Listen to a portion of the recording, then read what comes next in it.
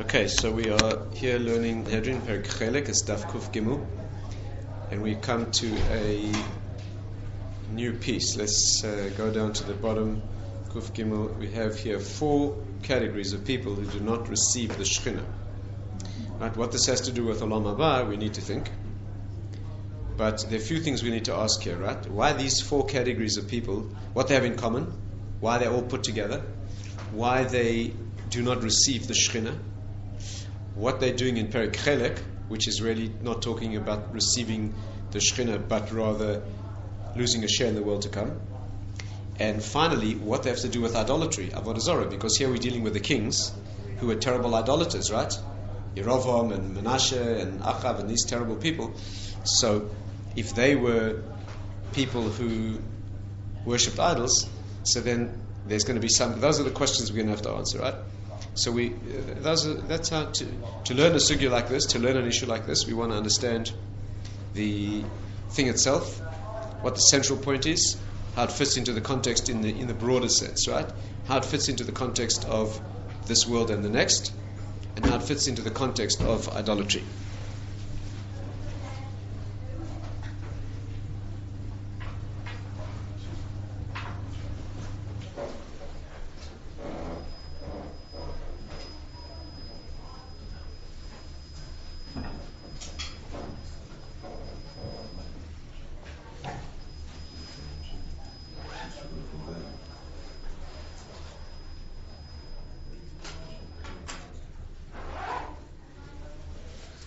Right, so let's understand. Let's see if we can take this and understand it. You go down to V'amar Rav Chizda Amar Rav Rabbi Yirmiyah Bar Abba. This is, we have heard him before, of course. The simple reason this piece is here.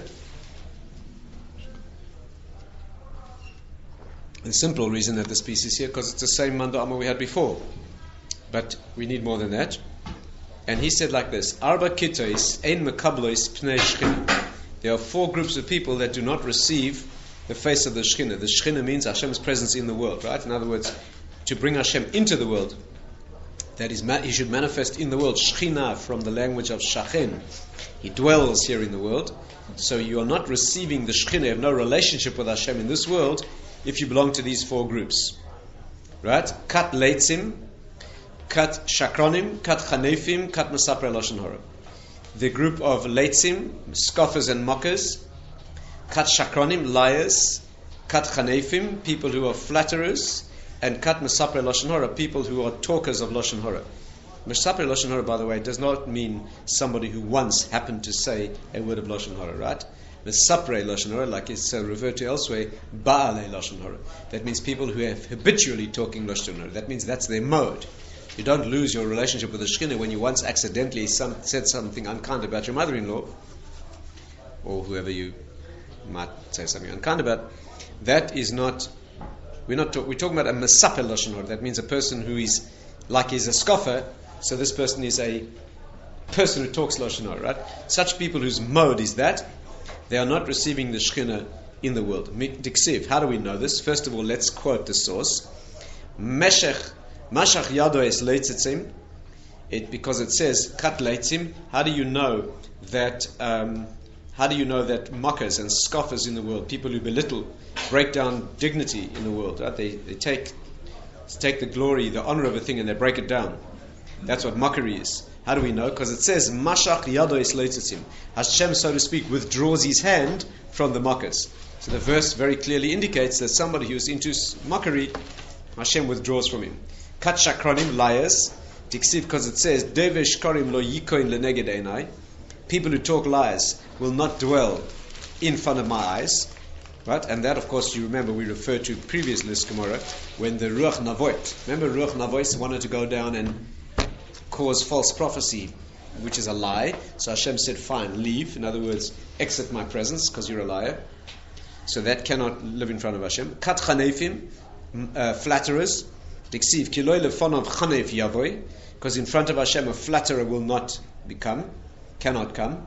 So that somebody flatters people. Flattery means to say you're good when you're bad. That's a flatterer, right? Don't get confused with liars. Liar says something that's not true. A flatterer is more than a liar. He's not just saying a lie. That's not the problem with flattery, right? Again, when you say to a bad person, you're a good person, you're telling a lie. That's covered already. We're talking about the fact that you're saying to a bad person that you're a good person. Somebody does bad, and he turns to you and he says, how was that? And you say, that was fine. That's flattery. You should be criticizing him, and you're letting this person think that what he did was good, and in fact what he did was bad, right? That is a very, very special problem of chanifa. How do we know that that is not good? Ki loy lefonov chanef yavoy. Because in front of him a flatterer will not come. And finally, kat mesapre lashon hara. How do we know that a person who is habitually talking lashon hara does not receive the Shekhinah? Tiksiv ki loy keil chafetz resha ata. Because Hashem, you are not a God who wants evil. Loy yegurcha ra. Because evil will not dwell with you. Right? Lo yegurcha ra. You will not tolerate evil to be with you. Tzadik ata v'lo yeh b'megurcha ra. Namely, you are righteous, and in your dwelling area will not be evil. Now, where did you see lashon hara there? Where did you see lashon hara? Right? It says evil will not dwell in front of you. V'amar Rav Chizda amar Rabbi Yirmiyah bar Abba may diksiv lo yis'una elecha ra. What does it mean when we say evil will not accost you or occur to you? V'nega lo yikrav ba'olecho, and a plague, disease, illness, this will not be in your tent. Yes, sir. Okay, this is in the next piece of Gemara. The Gemara did not tell us how we know that lashon hara is being referred to. All it uses the word ra, lo yegurcha ra. The Gemara understands that means lashon hara. Right? We'll have to see exactly how that is established. So let's understand this. We have 4 groups. Let's just revise the question. We got 4 groups that do not receive the Shekhinah. Kat. I'm going to change the order slightly with your permission, and you'll see why. Right? First, we have kat leitzim. We have, first of all, we have kat chanefim. Let's start with that. We have flatterers. That's the first category. The second is kat leitzim, mockers and scoffers.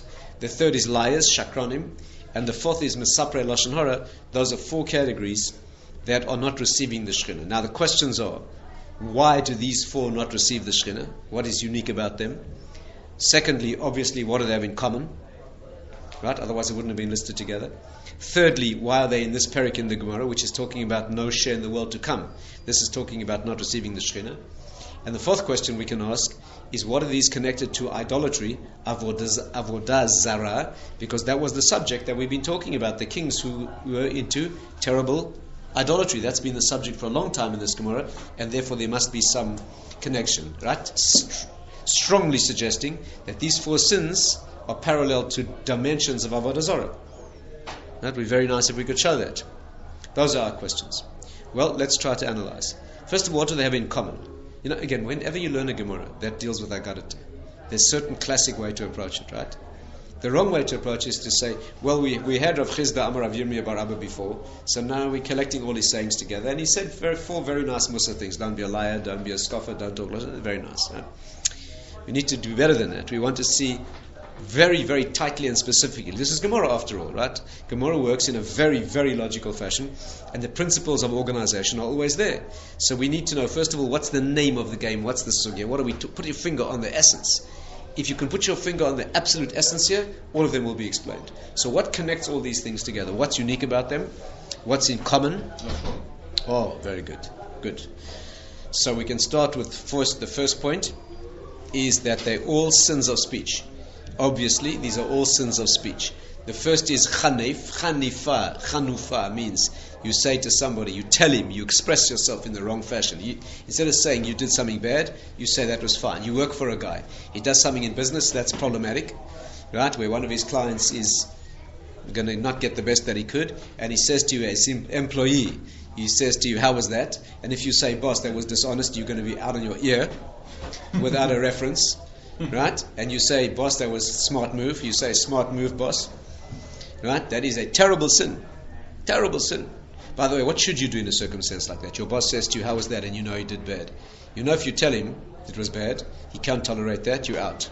What should you do? Can you keep your mouth shut? Do what? Can you keep your mouth shut? Yes. At least don't say it was good. At least. At least find a way to say. But to be a flatterer, if you keep silent and you don't criticize him, you're missing the mitzvah of tochacha, rebuke. That's one problem. But to flatter him and say it was good, that is, you must not accepting the Shekhinah. A person who does not give tochacha, he does not, person who not receive the Shekhinah. It's not good. And you have to think about that. But to tell him it was good when it was bad, he did an immoral thing and you told him it was moral, that is a terrible problem of Chanifa. The Gemara says elsewhere, you may remember, that unborn children curse such a person. Do you remember that? We had a previous Gemara that said, Ubrim shibel me'ei imon, children in their mother's wombs, curse two people. Do you remember? There are two people, I'm sure you've been doing Chazorah in this parak repeatedly. There are two people who get cursed by unborn children. People who are flatterers, and it's Rebbe who doesn't teach Torah when he could. Hamonea halacha mipi talmid. Somebody who could teach Torah and refuses to teach. You could improve somebody, you could help him, you could teach him, and you say, who am I to teach? I'm not going to share my knowledge. Those two categories, what's in common between those two, we'll have to discuss. We'll get there, Mr. Shah. No, there are no good reasons why you would flatter somebody? There's one very good reason: to save your life. If the guy puts a gun to your head and says, how was that? You say, smart move, boss. That is probably acceptable. You save your life, baby, yeah. Is it forbidden only regarding Jews or That's a good question. That's a good question. This is a general problem. To say to a non-Jew who did something bad in his terms, that a non-Jew should not have done, immoral thing in his world, and you tell him it was moral, you're harming him. Absolutely, not allowed to do that. Not allowed to do that. This is not like a category of lashon hara, which is specifically Jews. Right, we'll see that. But to flatter somebody, when somebody needs moral correction, and you tell him that he did good when he did bad, that's a very, very serious question. And we'll have to examine, why do unborn children curse such a person? That needs discussion. But that is called chanifa. Chanufa. How do you say it? Chanifa? Chanufa. Chanifa? Ma? Chanufa, yeah. So that is, chanef is somebody who is, so these are all sins of speech.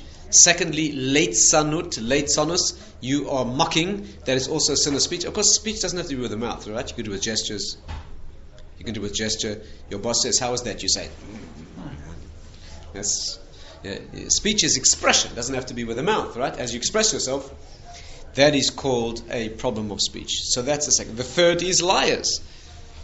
Classic sin of speech, right? You're lying. Something is one way and you say it's another way. And fourthly, lashon hara is the classic, perhaps the worst in one way. Gemara says it's worse than murder and idolatry and immorality, right? Terrible, terrible sin of lashon hara. In many ways, much worse than telling lies. That is the fourth area of speech. That is banishing the Shekhinah from your presence. Now, we have four things that have something in common, and that is speech, right? Let's ask a few questions. Why speech? Why does sins of speech banish the Shekhinah? And the answer is because the world is speech. The world is Hashem's speech. The world, everything in the world is Hashem speaking. Called davar, everything that's a davar in the world is an object, but davar is a word.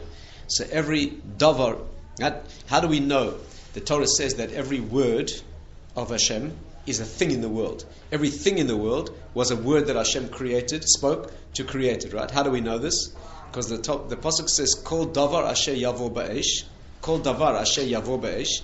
When the Torah talks about everything that needs to be purified. Let's say when they captured booty, they captured objects from Midian, jewelry and gold and so forth and so on, right? There's a law that it had to be put in a mikveh, or burnt if it was, it had to be purified, right? Since the idolaters had used these things, they needed to be purified. And what does the law say? Kol davar asher yavo ba'esh. Anything that was put in fire, then you need to put that in fire to purify it. All the laws. So the Gemara says, Kol davar afilu klei shir. Even musical instruments.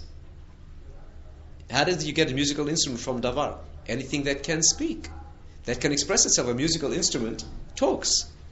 Therefore, you understand? Kol davar asher yavo ba'esh. Anything that goes in a fire. Well, that means pots and pans and jewelry. How does it mean a trumpet or a musical instrument? Because a davar, we learn from this that a thing that can utter a sound, that can express itself, is called a davar. It's a thing. That's the commonality between these two concepts. And therefore, Hashem speaks in the world, everything that He speaks as a davar manifests as a davar object in the world. The world is Hashem's speech. How did He create the world? Vayomer Elokim. He said, so we think it means He announced, let there be light. Doesn't mean He announced. He said or, and the davar or became the davar. The word light became the thing light in the world, right? Every object in the world, and that's the power of speech. That's why when you speak, you create, right? When you speak, you create. This is why we're so fussed not to say things. Even we say chas v'shalom, we say we don't want to say something because when a tzaddik, for example, makes a curse, even on a t'nai, and the t'nai doesn't happen, the curse happens anyway because he said it, right? When Yaakov said, he never intended. He said, anybody that the Trophim are found with should die. Rachel died because of that, right? Rachel died. He didn't mean that at all. But words, today our words are so cheap, they create very little. Very little, right? But to say something, the Gemara, even when the Gemara wants to say, let's say, there's a line that says, you are, and then it says, let's say, cursed. So it'll switch it into the third person. You shouldn't even say that to somebody, even though you're not even talking about him. Or it says that, had this happened, the Jewish people would have been destroyed. The enemies of the Jews. The enemies of the Jews would have been destroyed. That doesn't mean the enemies, it means us. But we wouldn't say that, right? So we're very, very concerned about how you speak in the world. Let alone unclean speech. We live in a world where this is terrible. I mean, terrible today. It's ridiculous. There used to be a time when on the BBC, right, the children could listen to it. It would be. See, there's nothing today. There's no media. There's all the words are acceptable, and of course it's so clean and pure speech. That is the essence, and we discussed this many times, that speech is the connection between the spiritual and the physical, done with the mouth, which is the organ of connection, kissing, eating, that connects worlds. Speaking is, right, even speaking words that are just unnecessary, never mind bad or unclean, just unnecessary words. The Zohar calls it wasting seed. It's like wasting seed. The Zohar says, teaching a Talmud she'enu hagun. The Rebbe teaches a Talmud who's Talmud. It's wasting seed. Because what is this? The mouth is the organ of connection in the higher world, parallel to the bris milah mechanism, which is the organ of connection in the lower world. In the lower world is a mechanism of creation. In the higher world, the lower world is creating the body of the child. The higher world is creating the mind of the Talmud.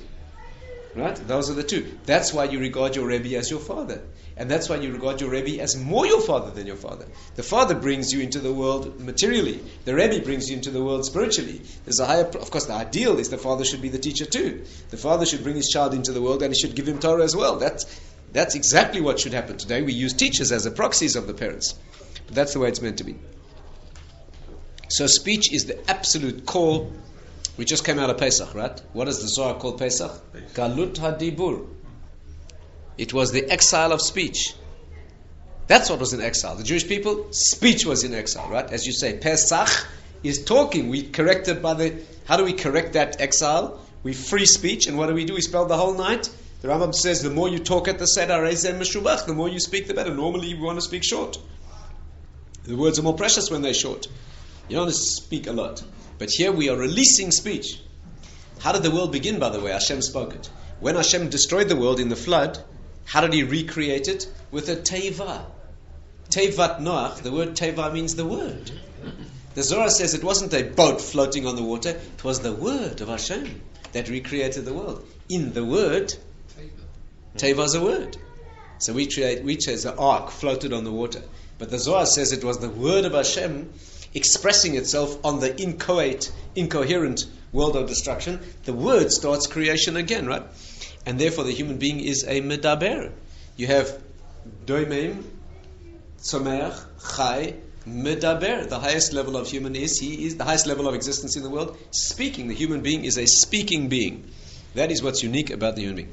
Once I had a professor of anatomy. He was a very world-famous anthropologist. World-famous. Many research finds on primitive humans. So once he gave a special public lecture on the evolution of the human being. And he proved incredibly elegantly from skulls, primitive skulls. That he himself made the discovery of many of these skulls in South Africa. He showed in this lecture how the human skull was evidence that the unique development of the human being was the development of speech. What he did was he showed the impressions on the skull of the areas of the brain that govern speech. that particular area on the left side of the brain, that is the speech area, he was able to show that as the monkeys progressed to humans in his model, he was able to show that the unique feature, the characteristic defining feature that made human evolution was development of speech. Right? What's unique about people is that they speak. So after the lecture, he's a Jewish person, of course. After the lecture, I went to thank him because I was a student of his years before, and as he saw me approaching as a religious fellow, he said in a humble, with a kind of a wavy smile, he said, "I'm sure it says that in the Talmud, right?" I said, "Yep, you could have asked me. You could have asked me." Well, it says that the monkeys evolved into speakers. Yeah. No, that's what he said. That's what he said. But we understand, in fact, that the uniqueness of the human is that it's a speaking being. Of course, it's a medaber, right? So that is the uniqueness of speech. So these four are destroying the world. They keep the Shekhinah at bay. The Shekhinah is expressing itself in the world. When you use speech in a negative fashion, you keep the Shekhinah out of the world. The world is no longer able to speak its truth because you're destroying that. That's the thing. Now, stay with me.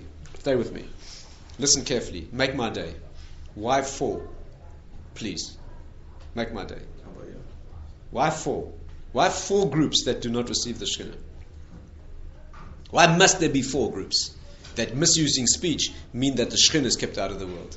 You're going down to the Sameach?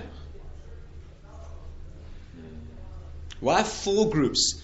Chanefim, flatterers, leitzonim, mockers and scoffers, shakranim, liars, dovrei lashon hara.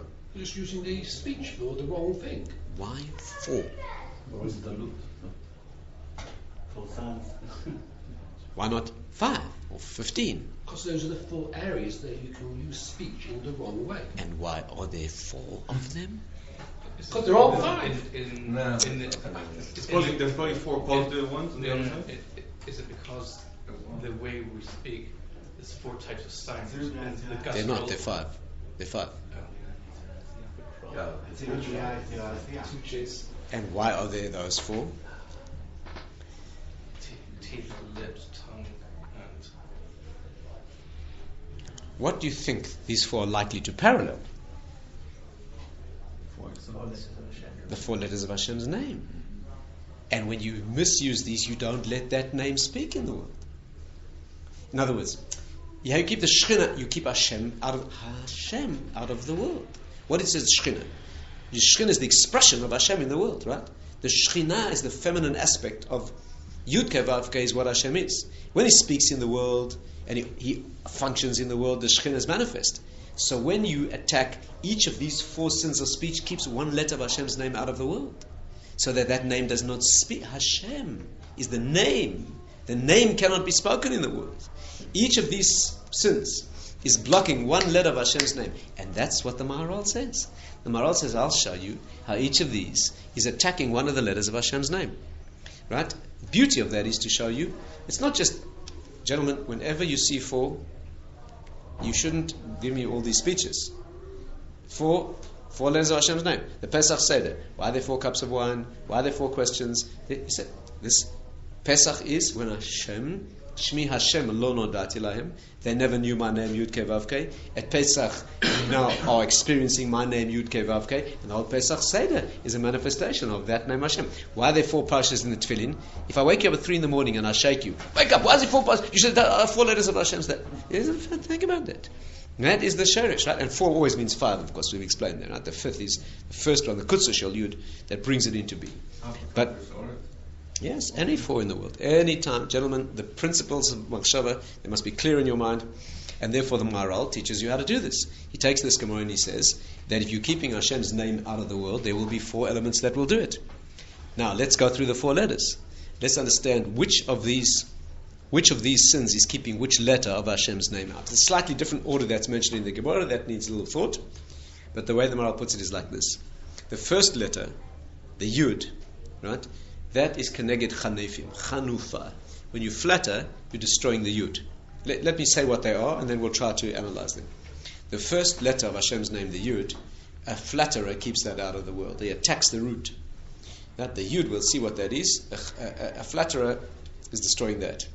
The next is a mocker, the hay, the first hay. So mockery, leitzonus, a person who breaks that down, a person breaking down covered in the world. That's what leitzonus is. It's a mockery. It belittles everything. He's attacked the first hay. The next is shakronim. A person who tells lies destroys the vav. The vav is called the ois emes. It's called the letter of truth. The vav is called the letter of truth. A liar destroys that. And the speaker of lashon hara destroys the final hay. Hashem's gilui in the world, right? The malchus, that which appears in the world. A person who speaks lashon hara destroys Hashem's manifestation in the world completely. What do these 4 letters mean? Let's try to understand them, and then we'll see why each of these people is destroying one of those manifestations. Of course, you don't need to do all 4, right? You do one of them, the name's not manifest. There's just one of them is destroying it, right? But of course, each one is an attack on at a different level of the system. What do these 4 letters mean? The first Yud in Hashem's name is called Keser. That's the crown. That's where oneness is manifest, right? The Yud is absolutely compressed. It's one dot. That's all a Yud is. It's where everything is compressed into oneness. It's the beginning of Gilui of Hashem's oneness. Hashem's oneness in the world, that will be all the parts of the world unified to show one thing, that begins its assertion in the Yud. The Yud is so intensely unified you can't see any parts. It's just a dot. That's all it is, a minimal speck of ink. That's what the Yud is, right? That's the Yud. The Hey is where that manifests in the world. Hashem's covered in the world. His glory in the world is where the Hey manifests, right? That's called Hey Eloah. The High, you have 2 Heys, Hey Eloah, Hey Tatoah. The Hey Eloah, that's the first Hey in the world. That's where the Yud, the oneness of Hashem, manifests in all its glory, right? And that is the root of all creation, right? The root of all creation is the Hey. Behi baram. Eile told us Hashemayim va'aretz, behi baram. If you look in the word behi baram in the Sefer Torah, the Hey is written small. So it reads Behi bra'am. With 5, he created them. Right? With 5, he created them. Also, reverse the letters, Be'avraham. Avram got the Hey to make him Avraham. And Avraham, with the Hey, Hashem created the world. On his shoulders. Right? That's Avraham. And Behi baram. Behi bra'am. Hashem created the world with 5. That's why there's 5 Chumashim. Each one is a different aspect of the 5 creations. The Medrash says, Hashem revealed himself in the world. He revealed his light in the world. And that's why the Torah begins with 5 words, or. Each word, or, that the Torah uses, is a different Chumash. Vayomer Elokim Yehi Or. Breshis came into being. Vayehi Or. Shmois came into being. A reflection of Breshis, exactly the way Hashem wanted. The Jewish people being formed exactly parallel to his plan. Vayahu Elokim Esa Or. Kitov. Hashem looked at the light and saw it was good. Right? How's it go? Yehi Or. Vayehi Or. Like he saw the light that it was good. Vayikra. What is Vayikra? The Mishkan, where Hashem Mamash appears and his light shines from the menorah out into the world, is Vayikra. Vayavdel Elokim ben Or ben Cheshech, the separation of light and dark. Bamidbar, where everything goes crazy, right? The Bamidbar is where all the problems arise going through the desert, the separations. And Vayikra Elokim La'or Yom. And Hashem called the day, he gave it a name, and he called the light daytime. That was the final, or Devarim is being formed, right? So the Torah starts with 5 words of light. Each of them, says the Medrash, is the root of another Oraita. Oiraisa is Torah, meaning that which reveals Hashem's light in the world, right? So he created the world with 5. Is always, when Yosef said to the people of Egypt, Hey lachem zera, was ratem et adama, Hey lachem, here is seed, go and plant, Hey lachem, 5. He's giving seed, the seeds that plant the whole world. The expression is Hey, right? The beginning of speech is always Hey. Before any sound comes out of your mouth, there's the sound of the breath itself, which is the Hey. But Hey bra'am, everything starts with Hey. So the first Hey is Hashem's covered. That is the higher. That's the higher world. That's called Ima, if you like. Right? You have the first is called Abba. That's the Yud. Right? That's the oneness of Hashem. That's where the seed is given. The man gives the seed. Then you have the woman. She builds the whole pregnancy. The whole structure is built from her. Then you have the Vav Ketzavos, 6 sides of the world. That's the letter of truth. Vav. That what is above is going to be expressed below accurately, not betrayed. Is that right? All What? the columns in the Sefer Torah, almost all of them start with a Vav. Do they? Most of them, that's the majority. I'll tell you this. There are 6 special columns in the Sefer Torah. That don't. Oh, they don't. Beka Shmoy. No, the last one does. Beka Shmoy. Yeah. Right? Okay, those 6 need a special thing. Maybe it is, I don't know. But anyway, the ois emes, the vav, is the letter of truth. What does it do? Connects the first hay with the second hay. What is truth? That what is the reality is what is I express. The way it is here is the way I say it on the outside. Chanufah is unique treachery of that. Chanufah is not only that I think one thing and I say a different thing on the outside, but I think that you're a bad person and I say you're a good person. That's a special dimension, right, of problematic. But lies, what's a lie? It's one thing. What's being expressed is not the way that it is. There's a reality, and my expression does not map to the reality, right? Vav is a straight line. Connects the higher world to the lower world. Vav is the letter of truth. And that is, as it is above, so it is below. That is called Vav, which is the full measure of reality. The Vav Ketzavot, the 6 sides of reality. And finally, the Gilui in the world is the second hay. That reflects the first hay. The way it was in plan is the way it is. Sof Maaseh Machshava Tchila, the perfect matching of the final hay. That's what it is. Now let's understand how each of the groups is attacking one of those. The first group is Chanufa, right?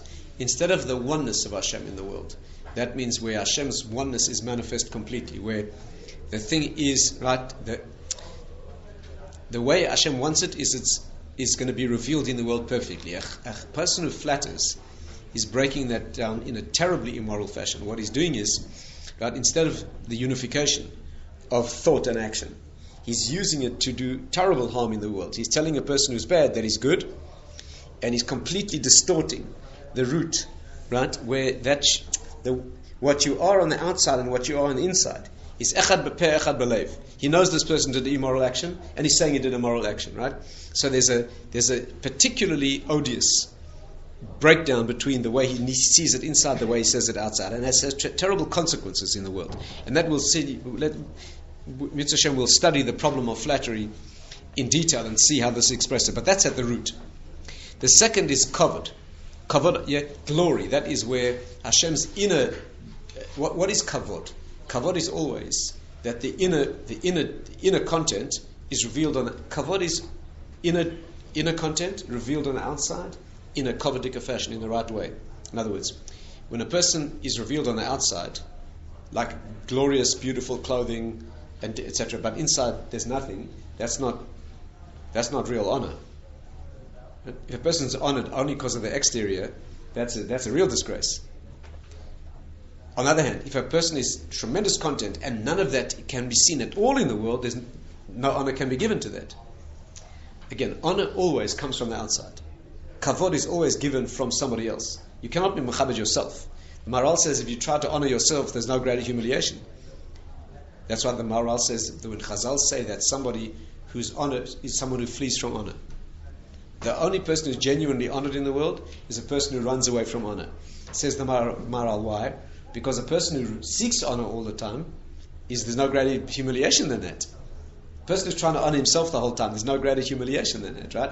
Therefore, only a person who runs away from it. Does Hashem meet our honor? Absolutely. That's why He created the world. Hakol bara lichvodo. He created the whole world because you can only be honored by somebody outside of you who does not have to honor you. When you're one of these dictators in the Middle East who holds a gun to people, says they say you sound great, and you say you're great, I'll build a statue of you. See, inwardly, there's no greater disgrace than that. Right? As soon as the dictator's out of the way, they smash the statues. Real dignity is when you put somebody at a distance, he's totally free, and he shows you honor out of his own free will. So Hashem created us with free will to slap him in the face and disgrace him, or to express his honor. Hakol bara lichvodo. You can only generate honor from somebody who does not have to do it and is choosing to do it in response to what you genuinely are. Right? Kavod is the secret of the world. You know, in Kabbalah, Kavod is Chaf Bet Vav Dalet. The 10 Sfirot joined by the 22 letters. Vav Dalet, 10 Sfirot. Chaf Beis, the 22 letters. That's the 32 pathways of Lamed Bet Nitivot Pliot Chochma, like it says in Sefer Yetzirah. The 32 amazing pathways of mystical wisdom in the world. Those are the 32 levels of creation, and the whole world was built for that, right? The whole world was built for Hashem's glory. What is Hashem's glory? Who He genuinely is, that has a gilui on the outside. Dignity and honor is always genuine content, reflected on the outside, only partially. When you reflect, you go around showing everything that you are, that's a humiliation. If you don't show anything, nobody can honor you. a real dignity. How do you honor a great Talmid Chacham? Because you see something of his wisdom and you realize that, wow, every bit you appreciate, you realize how much more there must be. When you appreciate somebody and you see that all that there is all that you see, there's nothing more than that. He's empty. He's an empty person. So that's why God had to say, I can show more. Yes, exactly. I will show even more. Real dignity is when you see the person's inner quality manifest, but only partially. For every amount you see revealed, you realize there's even more than that. Right? That is the delicate balance of kavod, and it can only come from somebody on the outside who's showing you that kavod. And therefore Hashem needs us. And therefore, that is the hay of Hashem's plan to reveal Himself in the world. And somebody who is lamaka, a scoffer, he's breaking down. What does the Talmud say? The Gemara says, one mocking word can break 100. A person can give a lecture of 100 incredible points of self-development, musa, etc. And one idiot who makes some stupid joke belittles the whole thing. The whole thing smashes, right? There's no worse characteristic. That's why you're not allowed to use mockery. You're not allowed to use leitzanut except against idolatry. Because idolatry is the mockery. When we see how all of these four methods of idolatry, we'll see how each of these is connected one facet of Avodah Zarah. This one's obvious. Idolatry is a mockery of Hashem. He's not God. This is God. Some fetish, some piece of stone or some manifestation of something in the world. So the only thing you're allowed to mock is mockery, which is mockery of Hashem. But otherwise you're breaking down Hashem's covered in the world, and that is the dignity of Hashem. By the way, we can't avoid mentioning that we are now going through 32 days of Sfira, which is to build Kvod Shamayim. The kavod, which equals 32, chav beis vav dalet, is built in the first 32 days of the Sfira, because you're building Hashem's dignity and kavod in the world. The 33rd day, it's all done. The light can be lit, the bonfires are lit, Hashem B'chai can leave the world, because the inner glory of Hashem, what is revealed in the first 32 days? The wisdom of Kabbalah. What is Lag BaOmer? It's the day when Kabbalah, what is Kabbalah? It's the inner facet of Torah, the deep secret aspect, that has some revelation on the outside. That is why. And why did Rabbi Akiva's Talmudim die? Because they didn't give kavod to you. 32 days of kavod. Yeah. 32 days when kavod is being built in the world. That's why they were held accountable. That's exactly what should have been built, right? In the world, and therefore, in some incredibly refined fashion, they did not build kavod. That is why they disappeared. So these are the 32 days. 32 is always the inner aspect of the world. The name Elokim is mentioned 32 times in Bereshis. Bereshis bara Elokim, Vayomer Elokim. 32 times, that's the name of creation. Leiv, the heart. What is the heart? The inner aspect that is fueling and powering all. Mimenu totzot chayim. Mimenu totzos chayim. From the Leiv, Bechol mikol mishmar netzor libecha. Guard your heart from all guardings. Ki mimenu totzos chayim. Because from the heart, life pours out, right? The heart always must be guarded, because that is where life comes into the world. Leiv is 32. You have 32 teeth, by the way, because 32 teeth is where the inside and the outside are joining, right? On Shabbat, in Shabbat, if there's an injury outside the teeth, not life-threatening. An injury inside the teeth, you can break Shabbat, right? Yeah, that's called makash al halal. It's an inner injury. The teeth, 32 teeth, borderline between the secret inner dimension, the revealed outer dimension. That is what 32 is. That is called the Leiv, the 32 aspects of reality. And Aleph is 32, isn't it? And Aleph is 2 Yuds, and Vav. So it's 12 and 20. 2 Yuds, Aleph. You've got 2 Yuds here. Well, you've got 2 Yuds. Yeah. The Vav is Vav. How do you... Vav. The Vav. Yeah. So that's 32. So the Aleph is really the 32, and Hashem begins the creation with the Aleph. And that is the 32. So the Sefer Yetzirah begins. Sefer begins like this: Belamed beis netivos plios chochma. Belamed bet netivot pliot chochma. Hashem created the world. That's how it begins. The Sefer Yetzirah, book of creation. Hashem began the world with 32 netivot, pathways, pliot, amazing, miraculous pathways of wisdom. 32. What are they? 10 sfirot, joined by 22 letters. These are the 32 things that build the world, and therefore, a person who is a scoffer is attacking all of that. He mocks it. He breaks down that dignity, which is where the inner content of the Yud expresses itself in a Hey. He doesn't allow that to come into, right? What is Amalek? Amalek is the ones who scoff and they mock, the mockers, right? So they attack.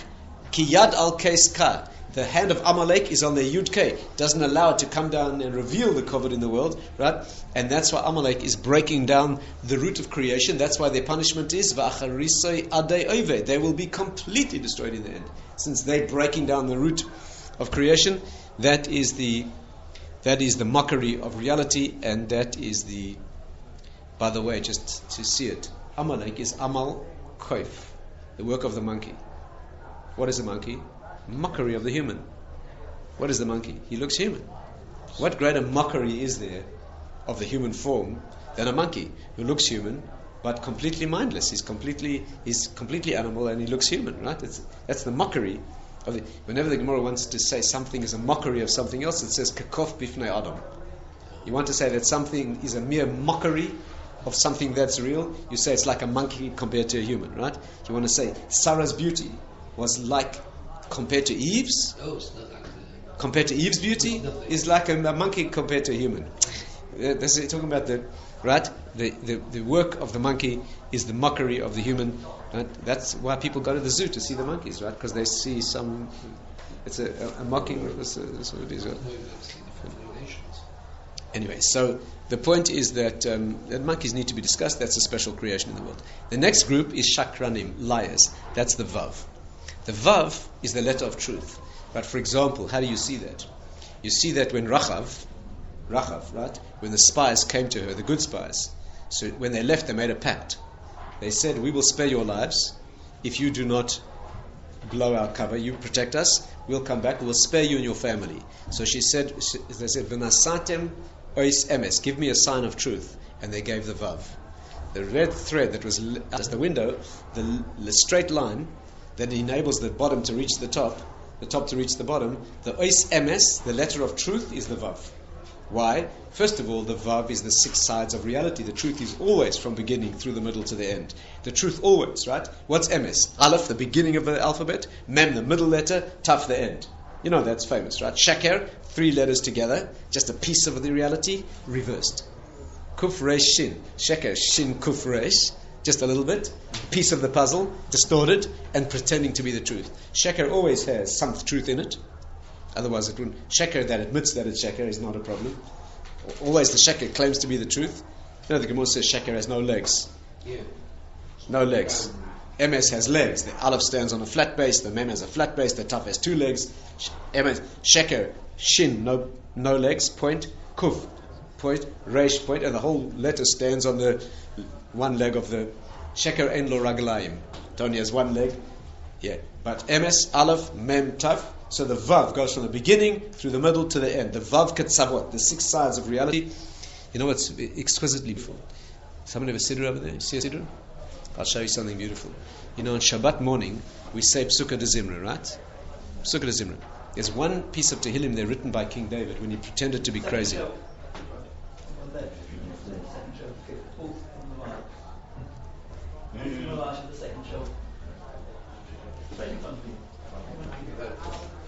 Thank you. Thank you very much. So Shabbat morning we say this, right? This is very beautiful, thanks. It says that we say the Psukkah de Zimra.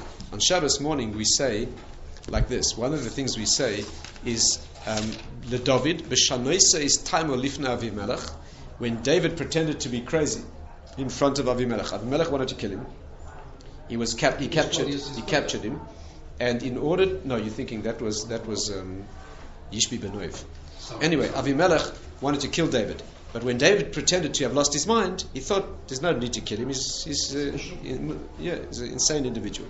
So he saved his life by pretending. But pretending to be crazy is a lie when you're not.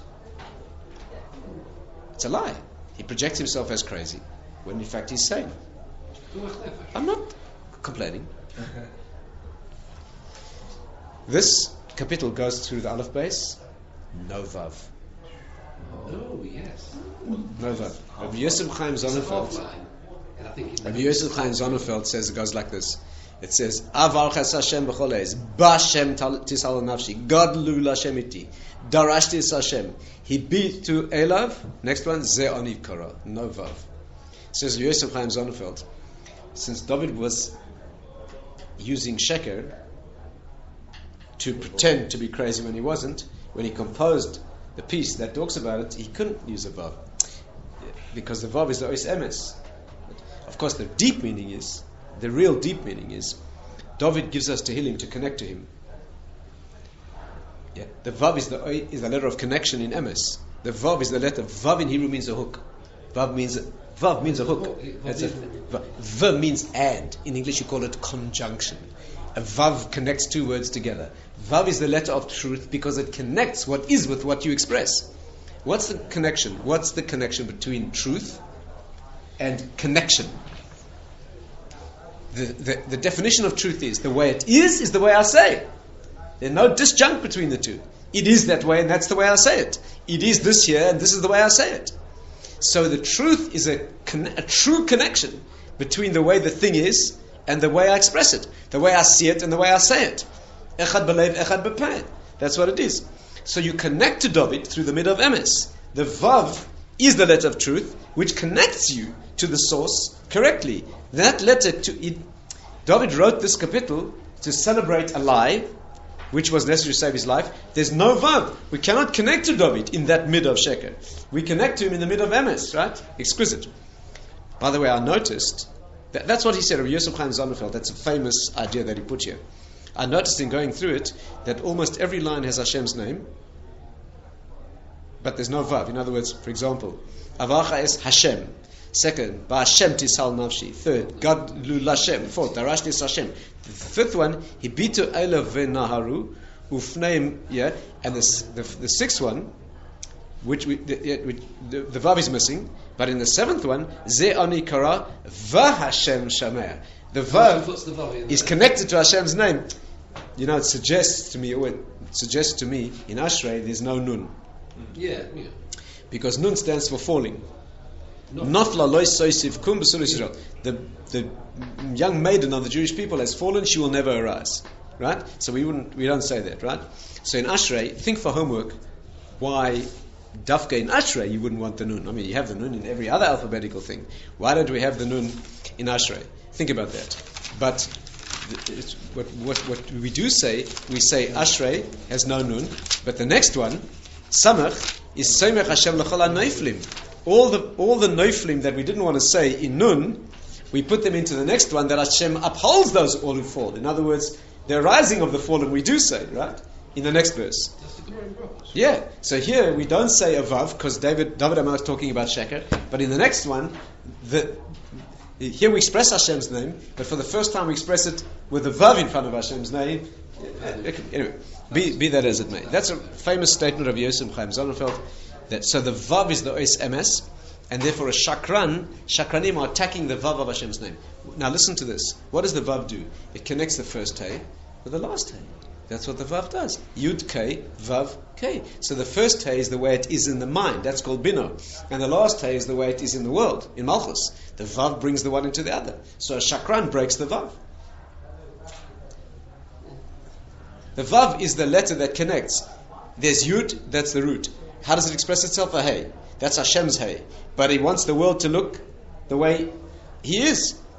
The Vav brings the Hey down into the Hey, right? Hey Eloah, Hey Tator. So a Shakran breaks that. He does not allow the first Hey to manifest as the second Hey. It expresses itself one way in the outside. That's not the way it is on the inside. And therefore the Vav is the Ois Emes. The Vav is the letter of truth. And the signature of Hashem, the seal, Hashem's signature is truth. Right? It manifests in the world. If there's sheker, you keep that signature out of the world. So a shakran is doichek ragle shchina. He doesn't allow the shchina to come into the world. He doesn't allow yud k vav k to manifest in the world because he's attacked the vav, and therefore there's no gilu emes. And finally, lashon hara. Lashon hara is the worst of anything. And what that does is you're using speech, which is the power of creation. This whole Yud Kei Vav Kei that needs to be spoken in the world. You're using speech for harm, not lies. On the contrary, lashon hara is when you say the truth for harm. You say the truth. Lashon hara is not when you say lies. Lies is called motzi shem ra. You say he's a bad guy when he's a good guy. Lashon hara is when you say he's an angry guy when he is angry. Using the truth, which means you genuinely using speech, and you're doing damage in the world, right? I always think to myself, it goes like this. We say, Elokai, nitzol lashoni meira, usfatai midaber mirma. We say, God, my tongue from lashon hara, and my lips from speaking deceit or lies. Lips are outer organs. They're the outer organs, so they're speaking lies. What is a lie? It's only misafa velachutz. It's from the lips out, but it's not what's inside. But lashon hara is the tongue. That's an inner organ, because lashon hara is when you're speaking true. Then you really, when you speak lies, it's a treachery, a betrayal of speech. You appear to be speaking, but you're not speaking. Speech means taking what's in the mind and expressing it outside. That's what speech is. So lies, the mouth is speaking one thing, but it's not showing what's inside. But lashon hara is. Lashon hara, you're taking real speech. This is the way it really is, and you're saying it in the outside. So you're really using speech and using that for harm in the world. There's nothing worse than that. You're taking the power of creation, the definition of a human being, the way the world was created, and using that to break things in the world. Nothing could be worse than that, right? You know that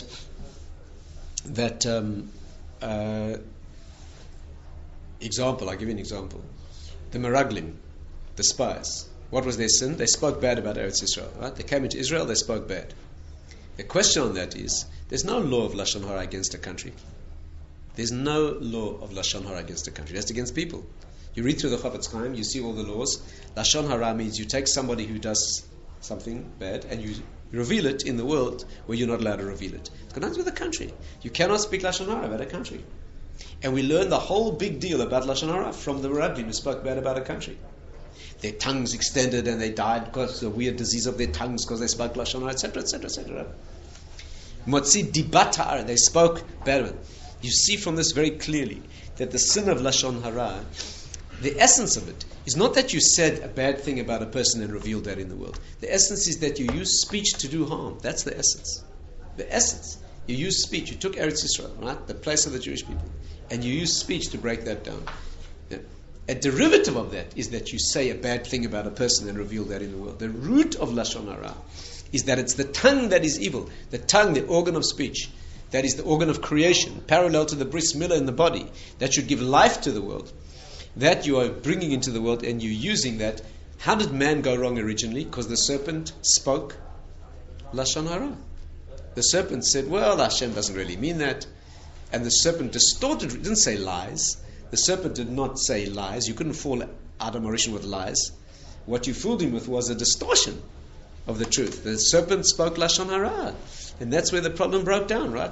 He also looks like a bow. What? Also looks like a bow, but doing all wrong.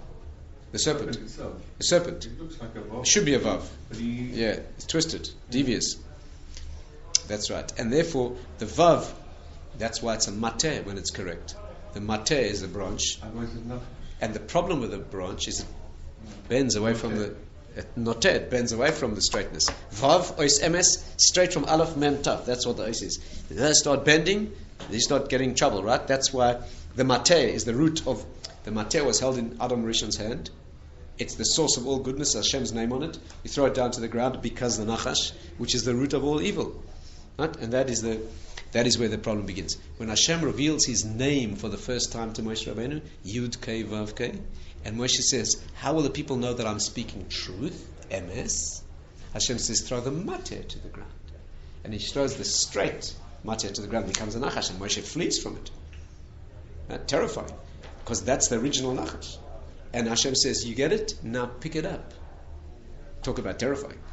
Pick it up and manifest it as the mateh again. And as soon as he picks it up, it becomes the mateh.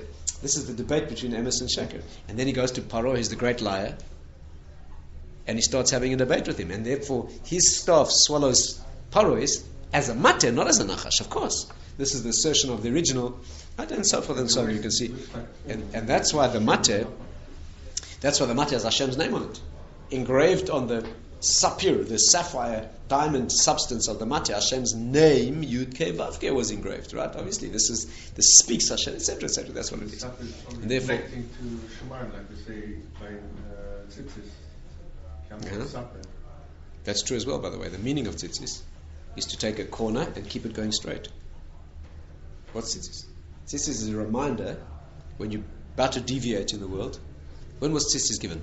After the Meraglim came back and said lashon hara, which was bending, using speech to distort the world. Hashem said, put tzitzis on your garments. What is tzitzis? Knaf, when you get to a corner, you put the thing on that goes straight. What is tzitzis? Tzitzis is, you got a corner and you've got a deviation in the wind. You've got a mater to the side. You guys went wrong. You distorted the straightness of taking the first hay, bringing it to the second hay, straight in the world. Put tzitzit on your garments. The corner should not think. Therefore, when you look at the tzitzis, you see it looks like a corner. We continue straight. It's a reminder.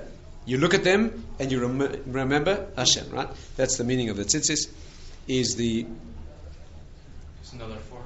So that's why the, yes, that's why the tzitzis should hang off of that corner, not dangle from the. It's a continuation of a square corner in a straight line. Yeah. That's a hemshech, right? Instead of, you should have gone into Eretz Israel straight, from Mitzrayim into Israel. You bent it aside, now you deviate, you're going to spend in the desert. Tzitzis is a reminder that you should have continued, right? That's Ois Emes. That's the letter of truth, and therefore those are breaking, that's truth. And lashon hara is where you are taking the truth and distorting it, and you're using speech which should be used for truth, and you're using genuine speech, and you're using it to do harm in the world. And therefore, there's no greater sin than taking the power of creation, the genuine power of speech, which is how the world was created, and you're using that in order to break down. Very briefly. The express is also straight. Cool. It's also MS. And straight is it connected with lighter? Yeah, a sotah. Yeah. She's She's doing the wrong thing. It's Yeah. it's All the connected misuses with of the bris, all the misuses, wasting seed and immorality, connecting wrongly in the world, right? Of course, that is all the power of bris milah, which is the ois emes. That's what it's supposed to be. Yeah. Now But they're less bad What? than lashon hara Who? because it's Lies. lower rather than the higher. lies. No, the issues of the brit milah, let's say. No, not. Oh, you mean that represents the vav as opposed to the final hay? No, I'm saying the It's all of harm you it. do Yes. seems to be in the lower level rather than the one Than of the the higher house, world. which is on the higher world. That could be. It could be. That's why the Gemara says lashon was worse than gila arayis. And finally, how does this all connect to idolatry? Right? What are these four sins? Right? So the chanufa that flatters, right? That's flattery. That's one thing inside and different thing on the outside, attacking the yud, right? Idolatry is no greater flattery than that. When you're taking a false thing in the world, right? And you instead of breaking down idolatry and burning it and destroying it, right? You're setting that up as good in the world. You're saying that this is the reality. There's no greater flattery, right? The second is the kavod shemayim. The great mockery in the world is idolatry. It couldn't be more clear. The second group of people, those who are leitzonim, they mockers. There's no greater mockery than idolatry, because it's a mockery of Hashem. It's setting something ridiculous, finite thing up as a god. The third one is lies. There's no greater lie than avodah zarah, right? Saying that this thing has independent power when it has no independent power. That's what it is. And finally, lashon hara is exactly, there's nothing, idolatry. What you're doing is taking things in the world, using the power of kedusha and of ruchnius, connection to the source, and using that to do harm in the world, right? You're taking that which it should be Hashem speaking in the world, and you're taking the speech. You connect. Avodah zarah does connect. It goes to the right place, but doesn't go far enough. Avodah zarah goes to the intermediary powers in the world, right? And and claims that these powers that come down into the world through the sun, the moon, the wind, the stars, etc. And what you're doing is you're giving them you're using that power in the world and giving it a distorted gilui, right? And that's the flow of the theme in this Gemara. Avodah zarah is expressed in these four ways. But the main thing to take out of this is there are four groups that keep the Shekhinah out of the world. Hashem's name cannot be expressed in the world. Why? Because each of these four is attacking a different letter in this fashion. Okay, stop there.